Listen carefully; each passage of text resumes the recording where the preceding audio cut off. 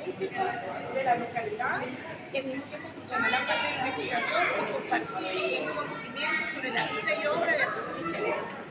Como resultado, convocaron a un encuentro a través de un conversatorio sobre el tema de Arturo Michelena, y posteriormente se fueron generando otras ideas interesantes que se fueron incorporando.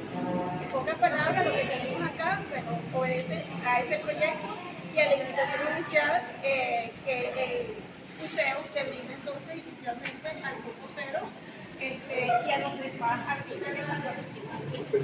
En nombre del grupo cero y de los demás artistas, quisiera aprovechar la oportunidad para agradecer a la institución por brindarnos el espacio y la oportunidad de compartir nuestra experiencia, sobre todo de proyectar la figura de Arturo Michelena, desconocida por muchos incluso en esta generación.